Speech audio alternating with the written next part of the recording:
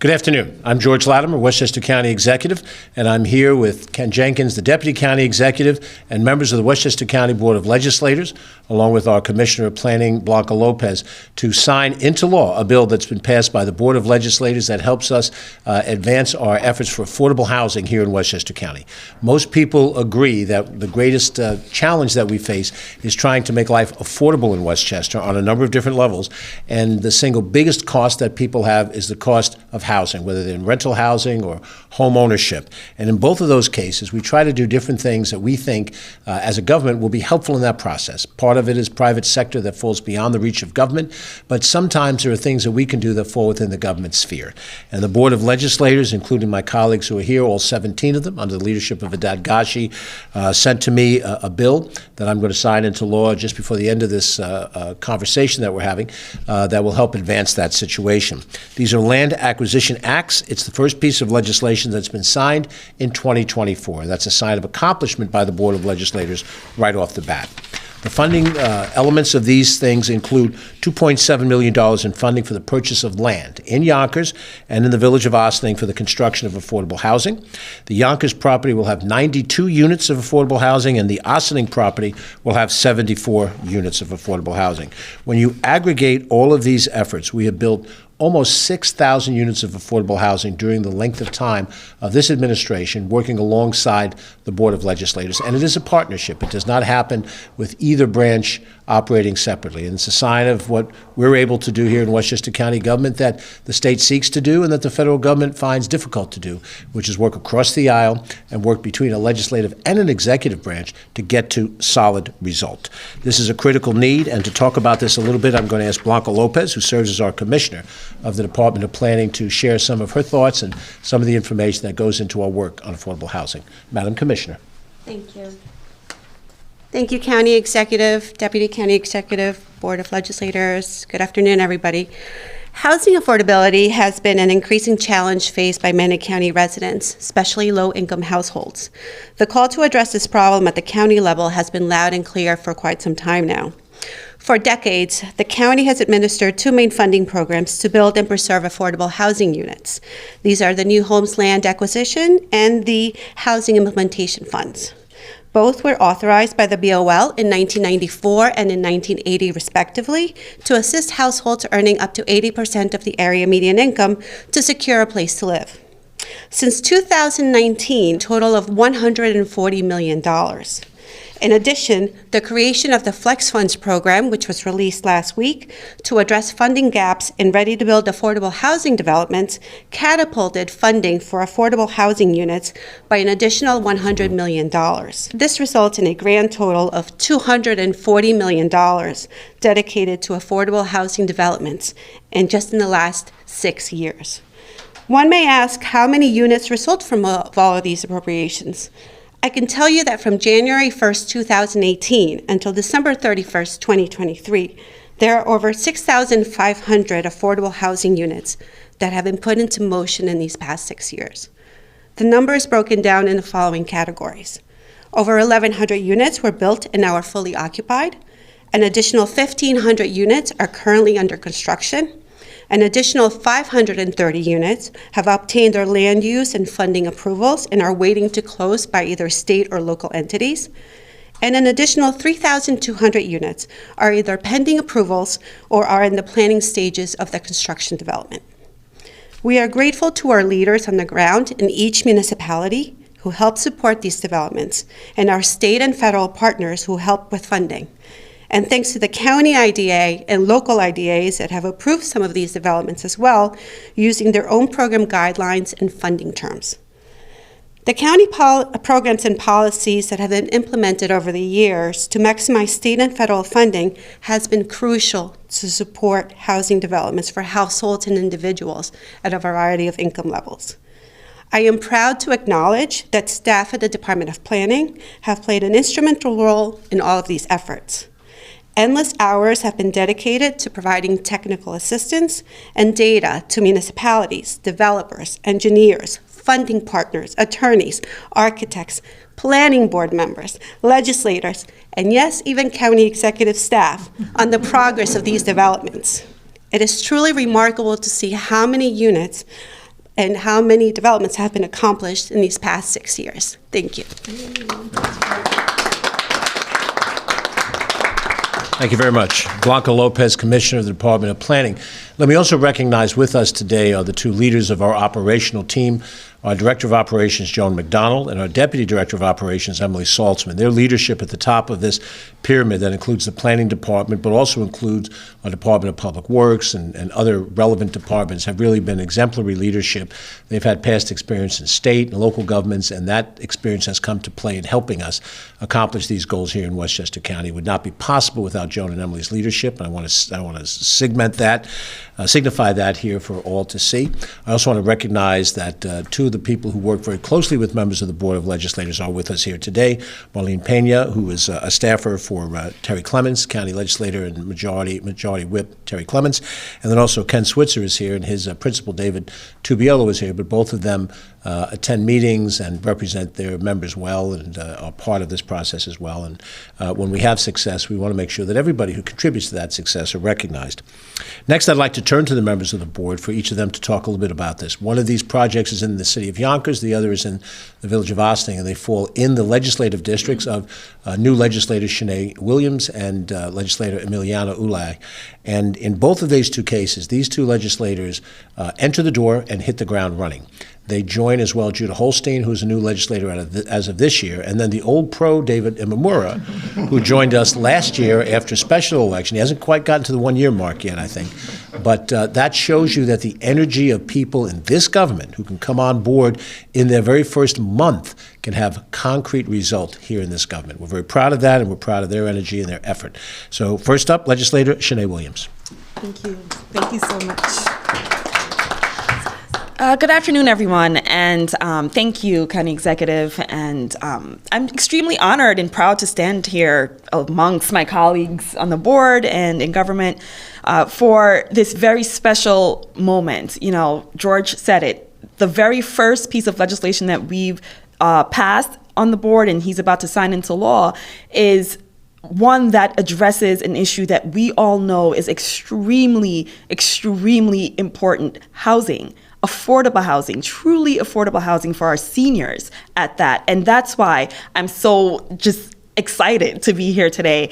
When I was a council member in the city of Yonkers, I remember this project in particular coming before us, and I was on board right away and happy to support it in my role in the city council. And it's now coming, back around in full circle where I'm able to do the same thing as a county legislator. And it means so much to me because I know the people in that neighborhood.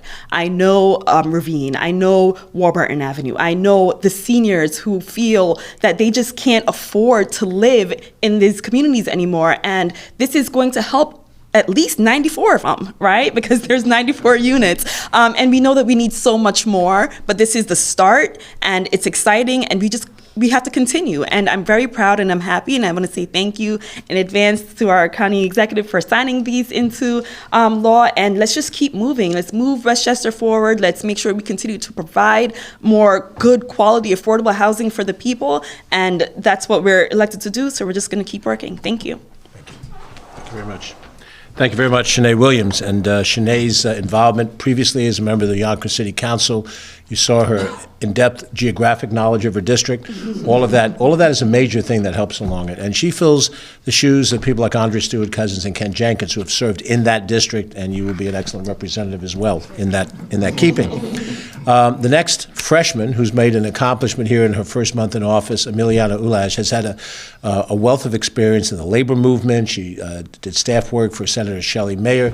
She is, with another hat on, the First Lady of the Village of Croton-on-Hudson, yes. But in her own right is now taking on a position that was held by people like Sandy Galiff and Richard Wishney and so many other talented people representing Ossining Village, the town outside, representing Croton and a section of the town of Cortland.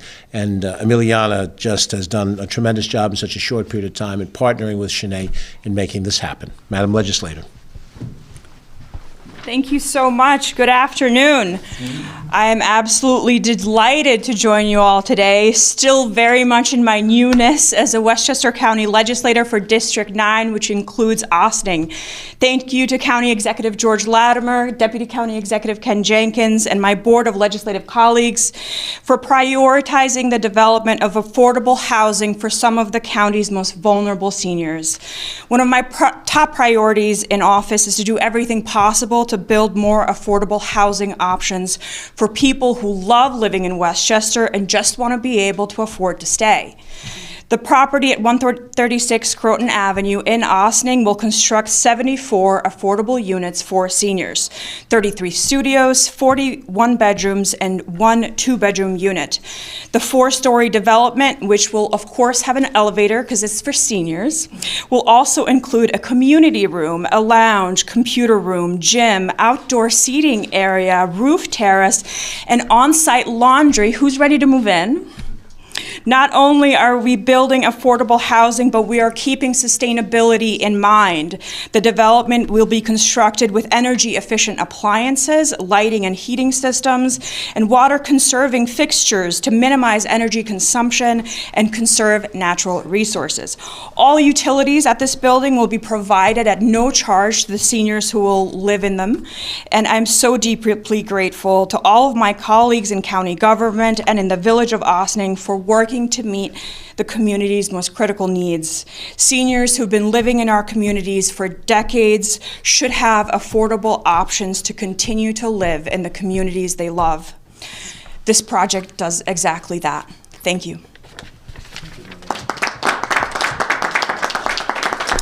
Thank you very much, Emiliana. And as you can see, the passion that each legislator has, knowing that they're dealing with an issue that affects the people that they represent, not dissimilar from Nancy Barr, who've worked together on the senior housing project, Sawpit Senior Housing on Regent Street in Portchester, which she represents.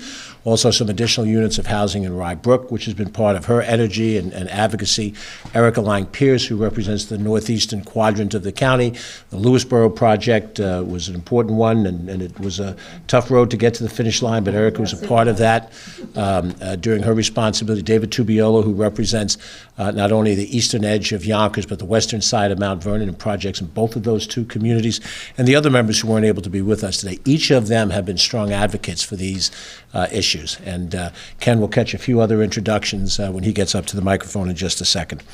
I think it's important to recognize, just before we do this, and I'll have Ken say a few words and then I'll sign the bill, that we always have a difficulty in government meeting our aspirations. And many times those of us who are in public office, you run for public office, you talk about things that you'd like to see happen. And we know, as students of government and practitioners in the world of government, how hard it is to do it.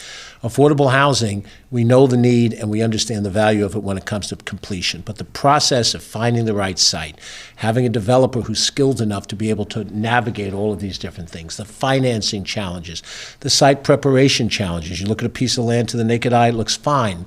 There are issues within this parcel itself that have to be dealt with before construction can begin. The questions of environmental impact that have to be analyzed in great detail to satisfy the state requirements. Issues of the neighborhood around it. Sometimes the neighborhood is supportive, sometimes the neighborhood is not supportive. Sometimes the local officials, because we are a home rule state, and those local officials have a lot to say about what happens and doesn't happen, and sometimes that has to be negotiated out. So when we get to the finish line, and we get to a moment like this where land is being acquired by this act, we know that we're heading in the right direction. Commissioner Lopez talked about all the different levels of status that we're in. Nothing gives me greater pleasure, not for the day that the ribbon is cutting, but to drive by one of these complexes 6 months after people have moved in.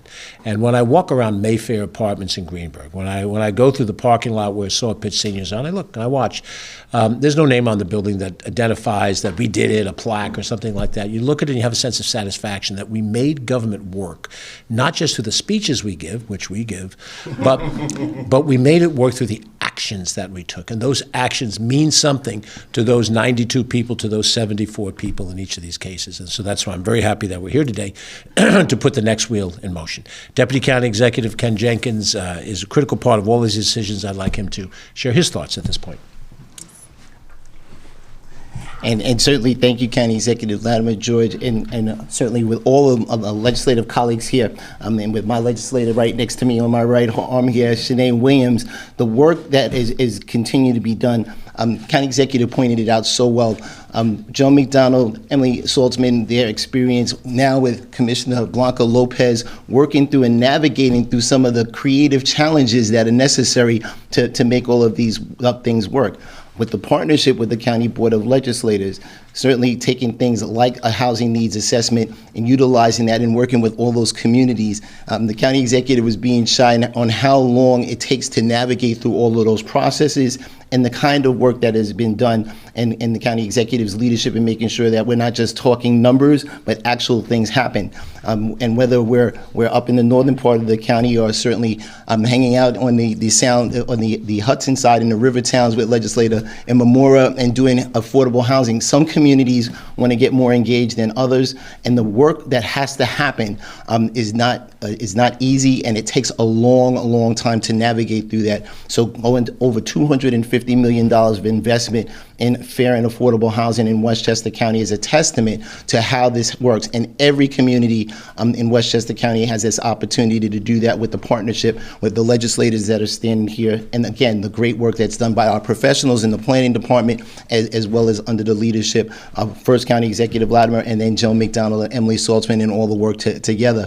I want to give a shout out to my brother, the Vice Chair of the Board of Legislators, Jose Alvarado. Millie Gutierrez is hanging out in the room with us as well. And we want to make sure that our Yonkers folks that are always in the house, making sure that we're taking care of business. But that the projects, as Legislator Williams was talking about, that working on the city council in Yonkers and seeing that work there, getting it to the particular position where the approvals locally are done, and now we're able to move forward with financing. And I can just tell you that there's so much work that friends like Emily Saltzman have done in her previous roles and working with our state government partners, Governor Hochul, and all the folks together to make sure that these things come together. And it's a testament to the County Board of Legislators as their first piece of legislation, even before their committees were fully formed, to be able to take this in and work through the process because it was so important to get done for the people of Westchester County. And again, that's the County Executive George Latimer's leadership, that we have results, not rhetoric, and making sure that actual people to get into these places.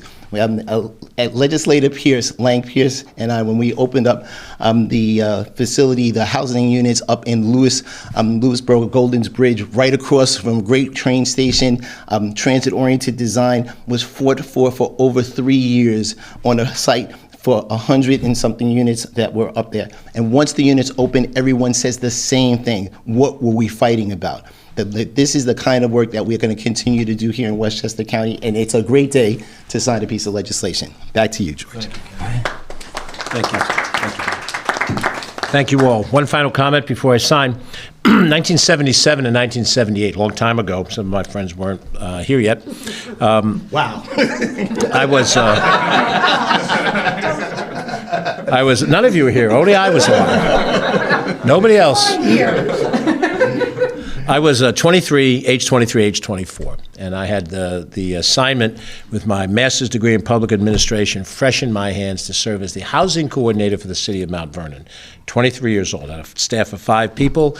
My boss, who was a commissioner of the department, wondered if I could manage 5 people and manage the responsibilities, Section 8 housing, Section 23 leased housing. And that's when I began my education in what the difficulties are in trying to provide housing for people that need it. There was a housing crisis in Mount Vernon in 1977. That crisis is not abated today, almost 50 years later. But I'm very fortunate now that with the change in the world, I'm not the housing coordinator trying to manage a program and minimal resources. I have the power that you've given me to sign this bill into law and to help 94 plus 72 or 92 plus 74, 166 units to begin all together and to put those into place. And for that, I am grateful that I've had the opportunity to go from that assignment to this assignment. Right. Oh no, come on.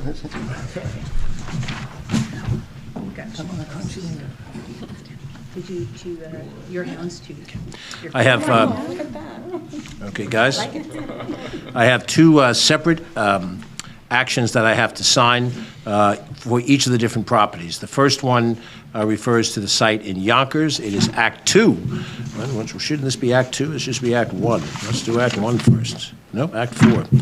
They've done other things in addition to these two acts. So, in any event, Act 2, which is the Yonkers conveyance for resources, passed by the Board of Legislators, 16 votes for, no votes against, on the 22nd day of January of 2024. Today is the 7th day of the month of February. And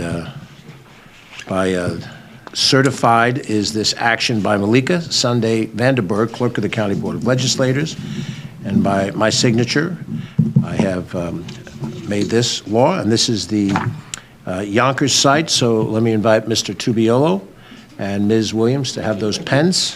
Thank you very much. That's the first pen, all right? Yeah, the first time. First of many.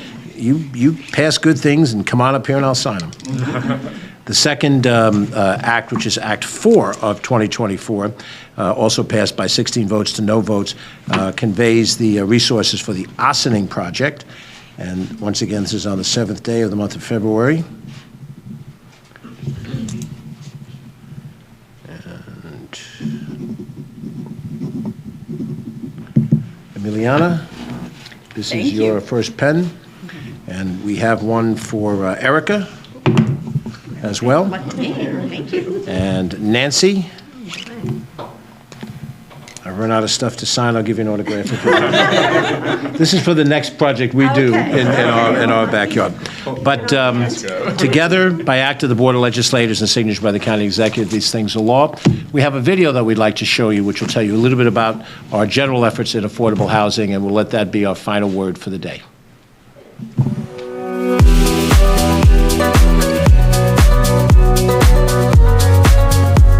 We see the need in Westchester County. The cost of housing in Westchester is very high. It may be the highest in the state. If it isn't, it's right at the top 2 or 3. And what that really does is it rules people out of being able to live in Westchester County. We want a diverse county. We want to have young families. We want to have senior citizens be able to stay here. We want people of color to be here. We want that whole diversity. We think that that adds to the social life and the quality of life here in Westchester County. Where affordability is a factor, we try to bridge that gap by using resources that pull together with state and federal resources that can provide housing that people can reach. And these are working people, but their average median income is below what the average is in Westchester County. The county's role is not to directly build the housing. We don't have a housing authority. We can't directly do a project. We incent the project by using money and resources that come either from direct funding for land acquisition, funding that might involve infrastructure, things like extending a sewer pipe or creating curb cuts in a sidewalk. We also have money through the Industrial Development Agency that can incent affordable units within a building, market rate building perhaps, by saving the money on taxes, sales tax, mortgage recording tax, things of that nature. We've come up with the ability to use county funds in a flex fund way to help bridge the financing gap between that which a financing institution, a bank, or what have you, can work with the developer in putting a project on the ground. The people that are attracted to live here have a mindset that's more cosmopolitan and more open to change and to innovation. So I think here, when we talk about some of these issues, we don't get the kind of pushback that you get in other places, as long as we can put together a representable project that works, fits into the community. We're not building big buildings in a community where smaller sized buildings are allowed. We take care of the environmental impact so that we're not adding to the flooding or adding to the traffic situation. And we've been able to be more successful in more cases. The philosophy has been to do affordable housing in smaller unit buildings, things that are at 100 units or less. When you are this kind of creative, when you find county land that you can contribute to do affordable housing, when you can find ways to write down the cost, you can do more affordable housing. And that, we think, is good for Westchester's present, and it's also good for Westchester's future.